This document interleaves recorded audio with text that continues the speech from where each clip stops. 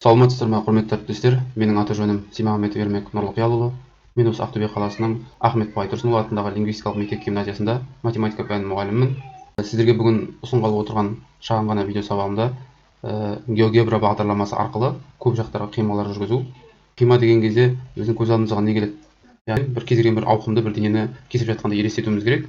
Алманың мысалын алатын болсақ, алманы пышақпен кескен кезде бізде міне алманы бүйтіп ашып көрсеткен кезде қандай фигура пайда болды, қандай мысалы енді дөңгелек тәрізді бір фигура пайда болды. Яғни бұның алманың қимасы бізде дөңгелек болып келеді екен.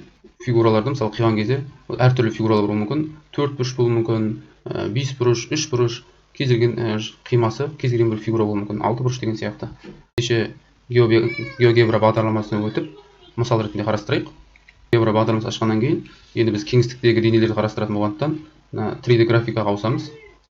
Белгілі бір осьтері болады. Ол бізді ось қажет емес, алып тастай берейік. Мынандай осьтің батырмасын басқаннан кейін бос ұяшық тұрады міне. Яғни осьтерді алып тастаймыз осылай. Ендеше біз оңай кубтан бастайық. Куб деген міне мына жерде белгілеп аласыз да, кез келген бір екі жерден екі нүкте белгілеп қоясыз. Яғни кубтың бір қабырғасының ұзындығын көрсетесіз өзіңіз. Міне қандай да бір бізде куб пайда болды. Бұны бүйтіп оқушыларға айналдырып ұсынуға да болады. Осылай бір куб сызып алғаннан кейін тіпті егер куб үлкейтуге де кішірейтуге де болады. Әлде мысалға мына жерде мына батырманы бассаңыз, увеличить, уменьшить деген бар. Мысалы уменьшить дейік, сәл. Немесе үлкейтуге де болады, қатты кішірейіп кетсе. Жақсы, енді мысалға бір мына қиманы өтетін бір кез келген бір нүкте белгілейік. 3 нүкте болуы мүмкін, 4 нүкте болуы мүмкін енді. Сәл ойландыратын, мысалы 3 нүктеден бастайық міне. Так, бір кез келген бір қырынан алайын. Мысалға мына жерден бір нүкте белгілеп алайық. Мына жақтан бір нүкте белгілеп алайын. Сосын мына бір тұстан бір нүкте белгілеп алайын. Міне I, G, K деген 3 нүкте белгіледім. Осы 3 нүкте арқылы мен қима жүргізуім керек. Енді қима жүргізген кезде мына бір ережелерді ұстанған дұрыс. Яғни бір жазықта жатқан нүктелерді бірінші байланыстырып аламыз. Яғни бір жазықта деп отырғанымыз міне. Мына кубтың арт жағы бар ғой, бізге көрінбей тұрған міне G, F, B, S деген осы бір жағында міне I мен G нүктелері бір жазықта жатыр міне. Осы екеуін алдымен байланыстырып алайық. Енді осы екеуін байланыстырған кезде әрине кесінді қылып та байланыстыруға болады. Бірақ мен мына жерде сәуле қылып байланыстырғым келеді. Сәуле ретінде байланыстырғым келіп отыр. Ол үшін мына жерде міне түзудің суретінен бастап осы жерде міне прямая, луч деген бәрі бар, отрезок дегендер. Мына сәулені таңдайын, лучты. Мына екі нүктені бір-біріне байланыстырсақ, I мен G де қандай да бір менде сәуле жүргізілді. Көрінбейтін түсін бізге үзік-үзік қылып көрсетеді өзі. Енді мына сәуле жүргізген себебім, мысалы мына С мен Б-ны да созайын, дәл осылай сәуле қылып, С-Б сәулесін жүргізейін. Сол кезде менде міне мына қиылысуында, мына жердің қиылысуын бір әріппен белгілегіңіз келсе, егер нүктені басасыз да, пересечение деген бар, соны таңдайсыз міне. Өзі қиылысқан жерін дәл көрсетеді. Енді мына L деген нүкте табылды ғой менде. Бұл L деген нүкте бір жағына мына жағы арт жағында тұрған жазықтыққа да тиесілі, және мына табандағы жазықтыққа да тиесілі. Келісесіздер ғой? Яғни осы тұрғанда мына K мен L нүктелері бір жазықтықта жатыр. Жазықтық деген шексіз ұғым ғой, міне сол K мен L бір жазықтықта жатыр. Олай болса, ол екеуін де байланыстыруға болады екен. Байланыстырып көрелік тағы да сәуле арқылы L-ден K-ға шейін.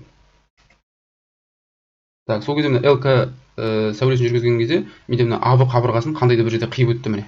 Сол қиылысқан жерін берген тағы да сол пересечение арқылы қиылған жерін дәлелдеп міне M нүктесі болды міне. M нүктесі деп белгіледі AB қиылысын.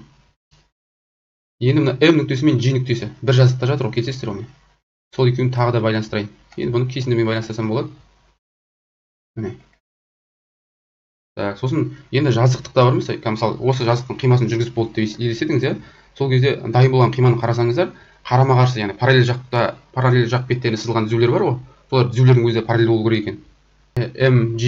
MG түзуі бар ғой, міне, сол жақта міне соған қарама-қарсы жақ бетінде де соған бір параллель түзу жүргізілу керек екен. Яғни мына I деген нүктеден мына бір сәулеге параллель жүргізгім келеді, мына MG-ға параллель болатындай қылып. Ол үшін мына жерде параллельдің сызатын өзінің тағы несі бар, функциясы бар. Мысалы параллельный прямая деп тұр. Соны таңдаймын. Сосын қай түзуге параллель жүргізгім келіп отыр. Соны басасыз, міне MG-ді бастыңыз. Енді I нүктесінен бастап міне өзі сызып берді міне. Міне мына жүргізген сәуле менің мына MG-ға параллель екен. Мына қандай HD қабырғасын бір нүктеде қиды ғой міне. Сол жерінде бір әріппен белгілеп қояйын. Так, пересечение таңдайын тағы да. Міне. Яғни N деген нүкте міне. HD-ны қиып өткен деген сөз. Так, және тағы мына жерде тағы бір қиылысу пайда болды. Оны да белгілеп қояйық. Міне. О деген нүкте болып белгіледі да, міне. Енді менде қарап отырсаңыздар, мына n мен k деген бір жазықта жатыр, келесіздер ғой, міне. Ол екеуін тағы да байланыстыруға болады. Отрезок таңдайын. Міне. Сонда менде мына жерде қимамыз, қарап отырсаңыздар, қандай да бір бесбұрышқа айналды. Енді соның қиманы белгілеп қою үшін мына жерде многоугольник деген таңдаймын. Сосын айналдырып шығамын. n-нен i-ге барам, i-ден j-ға, m-ға, k-ға барам. Сосын айналып келіп қайтадан n-ге барам. Міне менде бір қандай да бір көп бұрыш пайда болды. Көп бұрыш деген бес бұрыш пайда болды. Бес бұрышты белгілеп алдыңыз ғой. Сол кезде мына сіз соңында многоугольник деген тұрады мына жерде. Мына менің суреттің артынан көрінбей тұр енді. Сол многоугольникті басқаннан кейін міне белгіленді. Содан кейін барып настройка батырманы бассаңыз, міне показать объект деген мына жерге галочка қоясыз. Егер мына түсі әлі де қанық болмай тұрса, міне цветін ауыстыруға болады. Мықты қою болып бір цвет таңдап алып, енді мына жерде сәл цветтерін енді бүйтіп қанық қылсаңыз болады. Жауып тастайық. Енді міне балдарға айналдырып көрсетуге болады да, міне. Біздің жүргізген қимамыз міне пышақ міне тіліп өтетін болса, былай міне пайда болған қимамыз бізде бесбұрыш деген сияқты міне осылай айналдырып көрсетуге болады екен.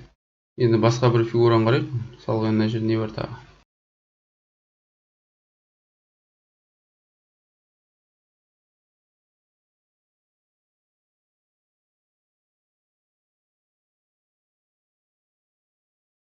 Мен жүргізіп болғаннан кейін жаңағыдай бір нүктелерді белгілейік. Мысалы мына жерден бір нүкте алайық. Мындан бір нүкте жүргізейік. Осындай бір үш нүкте белгілейік. Енді мына E мен F деген ар жағында үш бұрышта, яғни бір жазықта жатыр, солай ғой. Олай болса соны біріктірейін бірінші. Кесін мен біріктіре қояйын былай. Яғни артында тұрғасын бізге үзік-үзік болып көрініп тұр. Және мына E мен G да бізде бір жазықта орналасқан. Онда мен енді сәуле қылып жүргізейін. Мына суретті сәл былай айналдырып көрсетейін сізге. Осылай ыңғайлы ма? Осылай тұра берсін, жақсы. Мына сәуле табанына қарай түсіп баратыр, дұрыс қой. Табанына қарай түсіп баратқасын, мына F пен бір жазықта жататын жерін тауып алайық. Ол үшін тағы да сол мына AB қабырғасын мен әлде де созыңқырайын. AB қабырғасы. Сол кезде менде мына жерде бір қандай да бір қиылысу нүктесі пайда болды, соны көрсетіп қояйын. Осы мына H деген нүкте пайда болды ғой. Мен H табанда жатқан нүктелер болғасын, екеуін байланыстыруға болады екен.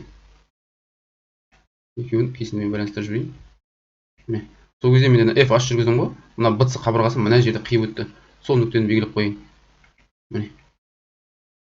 Және мына I деген нүкте белгіленді. Міне осы I мен мына G бір жазықта жатыр. Мына үш бұрыш бойынша мына A, D, C жазықта жатыр. Сол екеуін байланыстырып жіберейік кесінді алып. Отрезок таңдайын. Міне. Сонда менде қандай да бір төрт бұрыш пайда болды, байқасаңыздар. Міне многоугольникте көрсетіп шығайық.